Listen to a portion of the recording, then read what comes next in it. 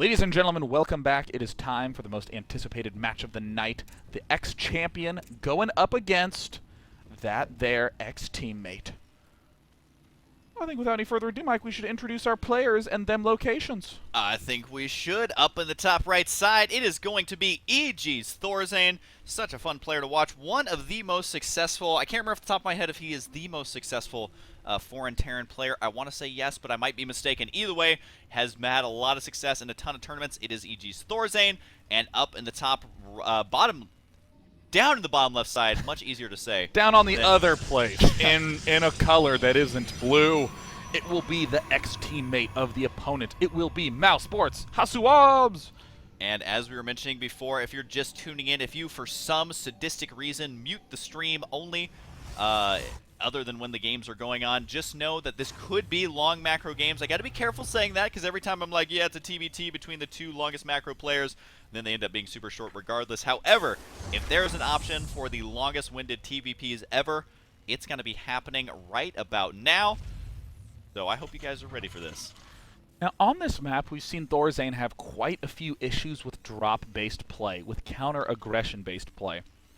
ThorZain's favorite way to play out the matchup is to keep his army together. He likes maxed versus maxed army engagements. In fact, even asking him, why don't you drop that much in this matchup? He said, because I don't need to. I can win in straight-up engagements just fine. He's one of the few Terran players who prefers maxed versus maxed army engagements versus Protoss because he so consistently controls it perfectly. But if there is a counter-attack with Warp Prisms. We've seen ThorZain crumble multiple times to that.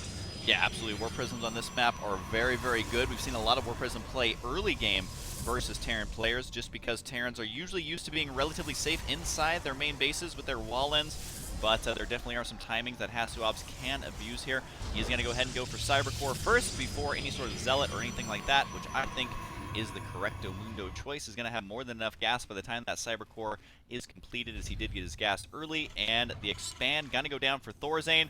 Already going to be playing a macro style here. And Day9, you're mentioning their friends, so I would imagine that they're not going to be doing any sort of super crazy cheese in this series. Of course, you do what you need to win, but at the same time, it's going to be kind of awkward when you're talking to each other on Skype, and they're like, oh, thanks for the 3 proxy marauders that just crushed me in 3 minutes. Well, you know what? Let's talk a little bit about friendship. HasuObs, interestingly, going straight for the Zealot. Almost all players nowadays try to avoid building that first Zealot if their opponent is early expanding, but ThorZain has been incorporating in this engineering bay block. So, interestingly, you see Hasu go Zealot and then no Stalker to be able to start up that Nexus right away. Now, will he go for a second Zealot? Will he go for a Stalker or a Sentry even? I would expect a Stalker, especially considering that there's only 2 in the gas for HasuObs, but it looks like he wants to prove me wrong. And maybe a Robo Bay is not doing anything yet. Something is going to happen at some point. But getting the expansion up is not going to put them that far behind here at all. Stalker. There's the Stalker indeed on the way. Will delay his tech by just a little bit, but he also needs to make sure that that pesky SCV Scout does not get back in there. Runs all the way up here with the Zealot. This is low chance of survival here. And unfortunately, this is not Predator. He cannot cloak. And down he goes. Indeed, a little bit of micro there. He's going to clean it up. He did spot the 2 barracks there. Also, of course, the expansion. So he has a pretty good understanding of what's going on, but was not able to spot that gas. Oh, he had 2 in the gas for just a little while, and then he's going to be going Reactor Tech Lab. So ThorZain doing a sort of continuation of his prior builds. This will also enable him to get up a very, very fast factory as well, so he can get the Medivacs out around 10 minutes. So HasuObs, per usual, is getting his quite early Robo facility. He likes Robo-based defenses, so both of them just gearing up for kind of standard longish game. Yeah, no surprise here, especially since just kind of how we've been talking about, they do tend to prefer things like this. Nothing's really shaping up to be like a 2-base all-in or anything like that, as it's still just 2 barracks here for ThorZain, which will allow him to add on a 3rd command center if he wants to, or he can put on pressure just off of these 2 racks to try and deny that expansion mining just by a little bit, especially if Hasu does decide to go for a lot of component boosted workers here. And the Robo going to be finishing up here relatively soon. Does this look like it's going to be a Warp Prism, or is it just going to be an observer? You know, the general timing, if you wanted to go for Warp Prism, would involve getting the Forge and the Twilight Council started about now. You want to be doing the counterattack with the Warp Prism using a lot of gateways. Sure, there's some earlier ones that involve just dropping sentries, tickling away at the worker count, but given the fact that we see Hasu taking his third and fourth geysers at his expansion, it's almost certainly going to be a support bay, so that way he can get the Colossus up. Actually, I guess a support bay is a StarCraft 1 structure. I guess it's just a Robo Bay in StarCraft 2. Dude, they did the old switcheroo, man, from StarCraft 1 to StarCraft 2. I mess it up all the time. But anyways, it does look like the Observer going to be moving out here to spot exactly what's going on. Yep, there it is right there, that Robotics Bay. Starport going to be on the way here for ThorZain. And he did mention that ThorZain loves playing late-game TVP, which I feel like kind of goes against everything that TVP has been recently. Because, I mean, if the Protoss player is able to get Archon, Psystorm, Colossus, you gotta remember, Protoss has the most tier 3 units in the game, and they all do splash damage. So you have to watch out with that as Terran, where your Marine Marauder ball is so tightly clumped that it's gonna get completely destroyed. But with some crazy splitting, crazy micro, and the potential for drops, you can still end up taking some games. But right now, it does look like the reactor gonna be done here momentarily. Is it gonna be Medivacs or Vikings? What do we got planned here? Well, I would anticipate that he'd probably be doing something medevacly, so that again he can get that push started with basic units at around 10 minutes. ThorZain loves doing attacks at the front, and what you'll note is that the medevacs are going to finish at the exact same time as his +1 attack, and in a second he'll even start combat shield, and that will be just around the corner with the rest of that push too. He might go for the concussive shell, but either way, a lot of upgrades are going to line up for ThorZain right away, and Hasu is doing everything that is Hasu-like, getting range, Colossus, armor, and +1 attack in a second. Yep, indeed, with the double forge right there, he's doing what Protoss love to do, and that's go for the late game. As we were mentioning before, tier 3 plus upgrades equals, well, you're in a pretty good spot there, especially if you don't take much economic damage here. We do have an early third going down here for ThorZain. I guess it's not super early, as a lot of players have decided to begin making those command centers inside their base, but one observer has gotten taken out, as that one is going to be scouting around the center there, and trying to see the exact timing of when this is going to hit right now. But I feel like Hasu's going to be okay here. But you got to remember, when you're investing in your first Colossus, double upgrades, and range, that your unit composition has got to be quite fragile, especially versus Vikings. Because, I mean, look at that anti-air. It's a couple sentries and 2 stalkers. That's not going to be enough to cut it, but here's the drop in the main. Oh, a little bit uncharacteristic for ThorZain, immediately dropping into the main base. We see the Colossus has arrived, and it looks like ThorZain is backing off into the corner. He lifts up and instantly pulls out again. He's not trying to deal damage so much as he is trying to take no damage while still being aggressive. And a small force tries to poke into the front, and it looks like ThorZain sees the opportunity to kill off 1, maybe 2 probes. And he's actually sticking it out. He'll kill 3, 4. Wow, a nice little play by ThorZain.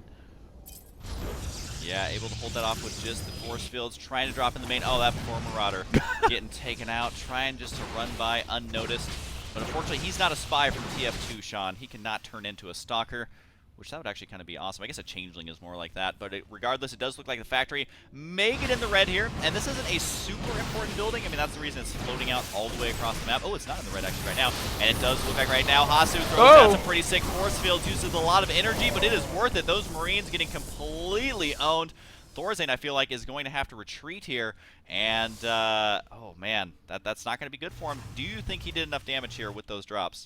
I think that it did what he needed to do, which was to establish control of the third base. He's now getting the opportunity to get his second E-Bay, his armory up. In the main base, he does have 5 barracks with add-ons, which is kind of nice to have if you are in that position, if you're trying to go for that mid-late game Terran play. The pieces that are missing, he needs barracks 6, 7, 8, second starport, and the Ghost Academy. So right now there's a little bit of just conservative mode that you have to be in as ThorZain. Hasu's the one who can actually begin bringing the noise in a moment, and I like this play from Hasu as well. Going for Blink before going for Zealot Charge. It means that the game will be a little bit slower, but Hasu is smart enough to take the opportunity to push right now. And I do like how this game is slowly starting to transition into the later and later stages. If there's any Terran player I would root for in late game TVP, it's got to be ThorZain. His splits are good, his timing is great, his upgrades are great as well. He does have the 2-2 started now. It is a little bit delayed in some compared to other matchups here, but I think he's going to be okay moving forward. More Vikings going to be on the way. And, you know, as we were kind of expecting here, later term games here for both these players takes out yet another observer. But overall, I mean, looking at the units lost tab, it's not as much as you might expect expect at this stage of a game. However, Terran players, they start to get feeling really comfortable around 15, 16-minute marks. So that's kind of where I'm going to be most scared if I'm Hasu versus a player like ThorZain, because you can see ThorZain mixing in a lot of units here. He's got the Vikings, Marines, Marauders, Medevacs, and might even be throwing in a Ghost or two here.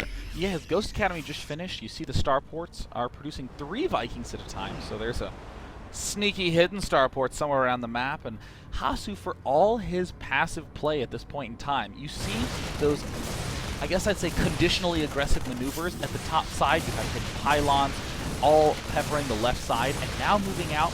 This is a play the old HasuObs would not have made. Now he's advancing forward up through the middle of the map. He has only 2 Colossus, and look at this. No more Colossus in production. Ooh. So many Vikings out right now for ThorZain. This is a nice trick that Hasu's pulling on ThorZain. There's not going to be any more Colossus produced for a little while. Storm, Zealot Legs, 3-3 en route. You know what though, Sean? I gotta say, ThorZain already reacting to this, switching out the Vikings for more Ghosts here, although he is still making some Vikings there as well, quite a few actually, but I love the transition into Ghosts. I feel like Ghosts are a unit that, since it got nerfed, Terran players have just kind of written them off, and they lose a lot of games that you wouldn't expect them to. Now with the Ghosts in here, that means if he can EMP the Sentries, EMP the Zealots, or the High Templar, either way is going to be in great shape. But look at the timing of this +3/+3.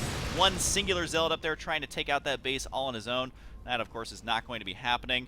But, you know, with +3/+3, Zealot Lake, Psystorm, and Colossus all on the way, then, you know, he could be in good shape. We need to be careful with these Medevacs, though. Nice control there by Hasu trying to pick off the Medevacs. It looks like, oh no, Concussive Shell hasn't even been finished yet. I mean, ThorZain's actually just now getting it. Little bit of a late game flub there. ThorZain has everything so carefully timed out with Stim and Combat Shield arriving early that looks like he just neglected that one upgrade. And we see HasuObs continuing to send a trickle of Zealots up to that left turn expansion. Need to be careful right here for both players. The Ghost marching up in front could get forced. No, 2 Ghosts go down immediately, but the EMPs land on the entire army. At least the Zealots and Sentries have been greatly affected there. Don't know if that was going to be a good enough EMP, though. You got to remember the radius on EMP is extremely small. 3-3 on the way now for both players. ThorZain will, of course, be behind, as is expected, just because Chrono Boost can kind of turn the tide as far as upgrades go into the Protoss. So they were continually warping in 2 Zealots at a time to begin harassing these expansions. I think we've seen Hasu do this now for about 3 or 4 waves of these units here. And, uh-oh, we got a Dark Shrine on the way as well. We have almost every tech except for, like, Carrier at this point. 3-3 now finishing up, instantly starts the shield upgrade. The engagement is looking amazingly good for HasuObs. There's just not that many Vikings that can deal with these ground units. The Colossus evaporate almost immediately, but HasuObs does force ThorZain to pull back. Does dodge that storm there. The Vikings, though, kind of left for dead there a little bit as he was focused on keeping the ground army alive. Using the Vikings right now is not that important. He still wants to land them, though, to absorb a lot of damage. Plus, Vikings can chew through Zealots at this point in the game just because, you know, there's so much damage output going on. More gateways being added on here for HasuObs. So many gateways. And that is a great way to play Protoss, especially in TVP here. A couple of Zealots continuing running by. ThorZain finally catching on to what's going on here. Sets up a bunker there. The Zealots, though, they don't care. They're going to be ignoring it to try and kill off a couple of workers. Still no substantial economic damage dealt to either player. Day 9, this is like his 6th wave of 3 Zealots moving up here now to try and deal with it. He's got to keep adding them on one at a time, see what he needs to break this. But the SCV is going to be repairing it quite easily. But you got to remember, 3 attack Zealots. Oh, and there's 4 DTs now warping in. HasuObs, look at this. I mean, aggressively poking at the top side while aggressively expanding along the bottom right. It's very difficult for ThorZain to manage all that. And here comes a double push. He's swinging up to try to engage this Viking count, removing it slowly. And there's the push also at the third base with 4 DTs. Down goes the bunker almost immediately. The SCVs need to get out of there. Does ThorZain react accordingly? He does scan, but no units here to actually clean it up. And this is where the DTs get split off. One DT is actually completely surrounded there by the SCVs here. And ThorZain basically in full retreat here to try and deal with these DTs, knowing just how much damage they can do. The SCVs, oh my God! They're all mining. There's so many workers killed off right now. And a total of what it looked like 23, but able to get a couple more as well. And the DTs inside the main base. The SCVs can feel something. They feel something brushing against their leg, and that's never a good sign, Day 9. And then we see another volley of Zealots being hurled at that top expansion. The scan instantly picks off the DT. There's really total control for mousesports HasuObs right now as EG.ThorZain tries to get into a good position, and a couple of Ghosts are left out at the wrong angle. Insta cleanup by Hasu. so far, it just seems like the momentum heavily favoring Hasu right now, as he's able to just whittle down the ghost count, able to whittle down the expansion count, the worker count, and he's playing a very harassment-style Protoss, which can be something that you don't see a lot from Protoss. It's not that they can't do it, it's just that Protoss tend to go for a big death ball, but right now the consistent harassment has been great for him. Oh no, is he going to get it? He gets it! Unable to repair it in time, and dodges the swarms right there. Needs to continue dodging as long as he possibly can. Does get a couple of the stalkers there, but with Blink, able to retreat, and we even see +2 shields on the way, showing you just how well Hasu's macroing here, keeping his army topped off, keeping his resources low, considering how intense it's been so far. HasuObs is doing an amazing job of just having a pylon wherever his army is retreating. He's just plopping down more units right in the center of his army. We see Hasu trying to spread some units out. There's 5 Marines swinging along the backside, and ThorZain is now putting huge pressure on that 4th. You gotta remember, ThorZain doesn't have a lot of momentum as far as the economy goes, so he needs to engage this army very favorably. It's gotta be tough, though. I mean, there's 4 Colossus now. The 3-2-3 is almost done on the upgrades. He's way behind in supply, so unless he can get the absolute perfect EMPs, unless he can kill off the Colossus without taking any damage, it's gonna be really, really tough for him here. And there is one High Templar hiding down at the bottom side. The Stalkers blink forward and try to pick everything off, but it looks like the High Templar will get picked off by those Marauders. Not a large ground army for ThorZain, but he has so many Vikings, so many available EMPs. It's still a close situation.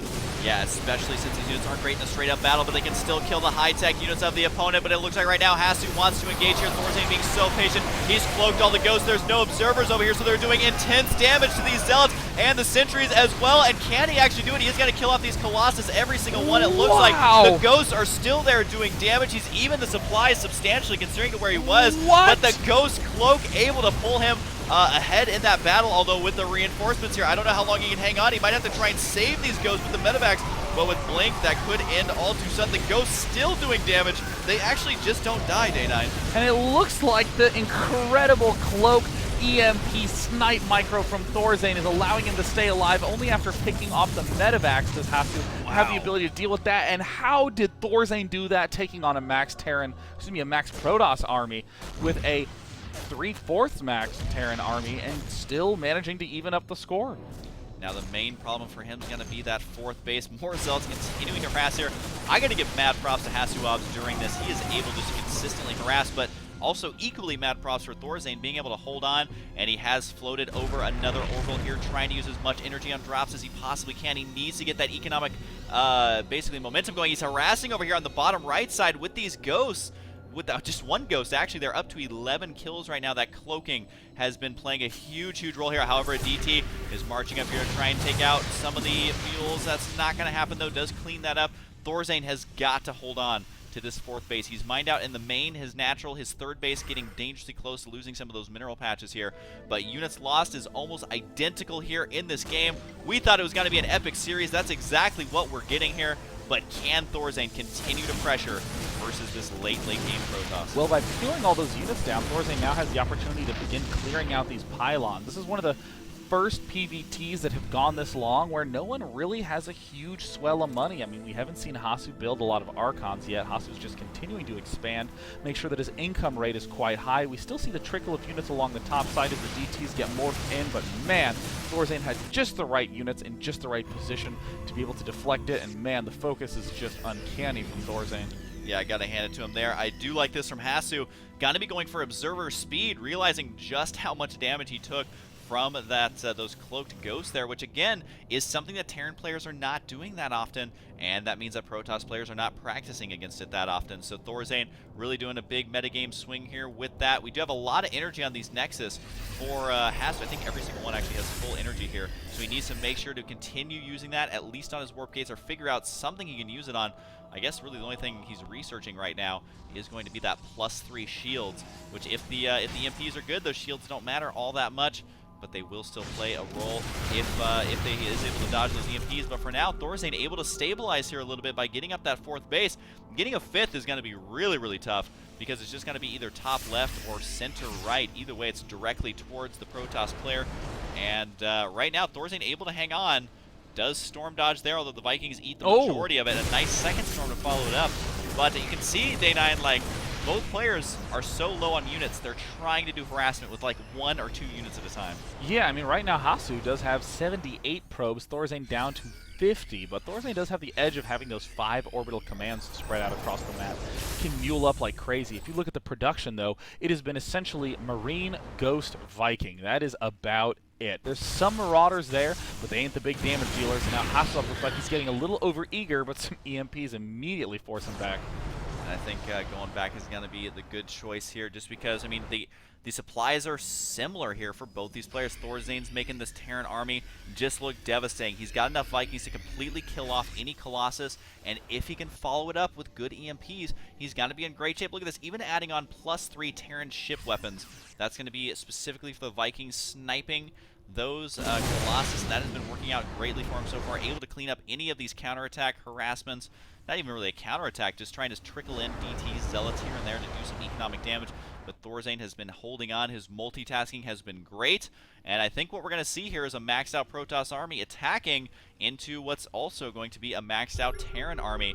And ThorZain was able to do it once. Can he do a repeat, though, versus so many Archons and especially High Templar with full Gosh, energy? Husky, I mean, just going to the army tab, you just see how rich ThorZain's mixture is. He has such an expensive army. I mean, Hasu seems to have that money mix, but it's not nearly as expensive as the one that ThorZain's throwing at him. Look at the number of ghosts that ThorZain has leading that, with 5 more ghosts in production. Wow.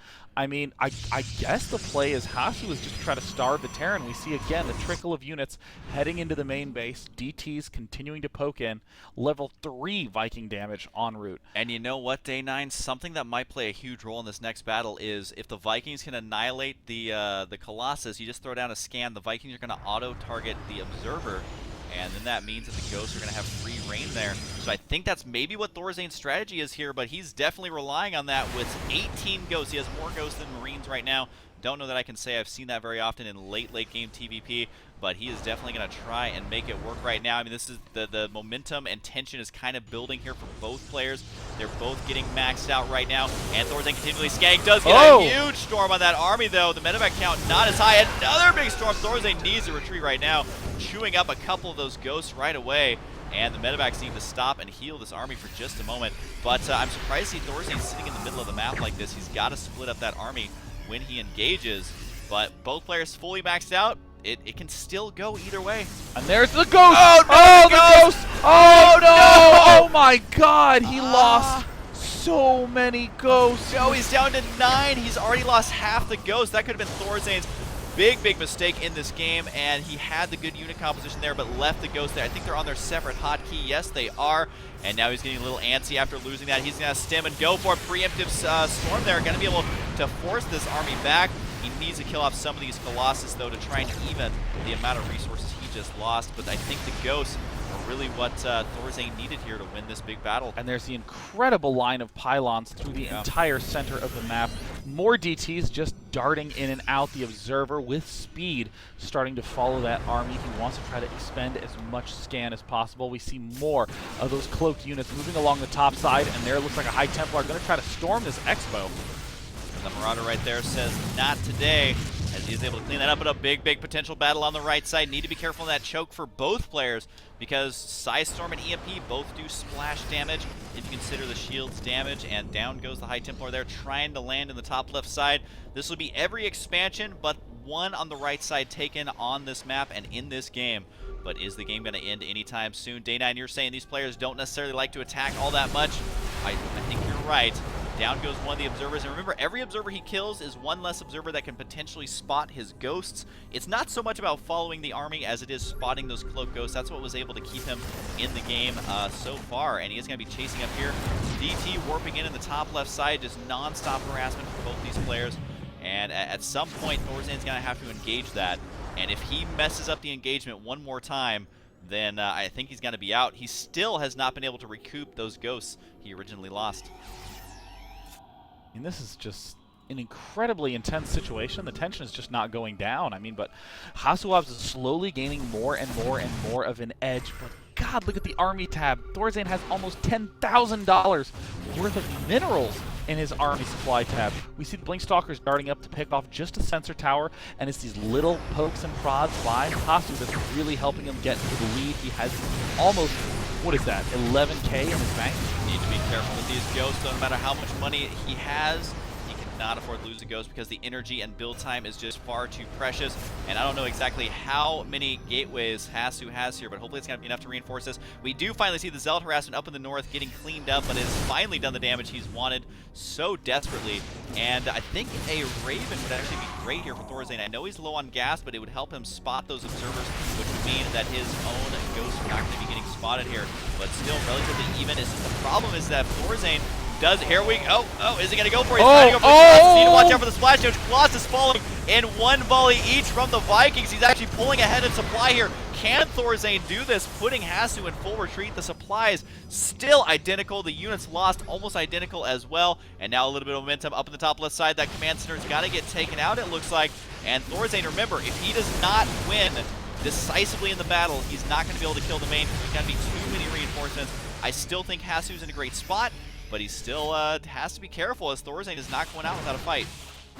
Oh, it looks like the engagement is just so tenuous. Only 34 workers for ThorZain. The army does some nice EMPs, but ThorZain is just ripping these Zealots down. More Colossus being constructed 2 at a time. Up at the top side, we can see the expansion command center attempt from ThorZain has fallen down, and HasuObs still has all 6 expansions running. He needs to try and kill off at least one of these Expos. He's going to kill the cannon here. It looks like, nope, Ghosts say we don't even want to deal with that, as he did delay mining. But at this point, delaying mining is just actually delaying him from getting richer and richer, and now he's going to be killing off a couple of command centers up in the north. Nothing in position at all to deal with this. And here comes a minor skirmish. Intercepts some of the reinforcements right in the center of the map, as unfortunately for ThorZain cannot afford to do that, as that may have just pushed over HasuObs' army right now. Nice storms there, right on the Ghost, but still not doing the crazy damage he needs. There's a much better storm in center. The Ghosts eat that entire storm. Do kill off a couple of the probes, but right now, wow, is this Hasu the time? saying, I'm finally going to attack here, so Day 9 has something to say. It looks like HasuObs now darting into the main base of ThorZain. This will force either a base trade or some sort of immediate return path, but no, it looks like ThorZain decides to dart forward, but in darting forward, he has to run into a lot of storms. The Colossus there, more Templar in the lead, but the Vikings helping poach ahead, the blink into the main, and HasuObs, with this slow whittling down play style, seems to have finally cracked ThorZain, and the main base is falling rapidly, and GG! Unbelievable! Wow. HasuObs takes an incredible game number.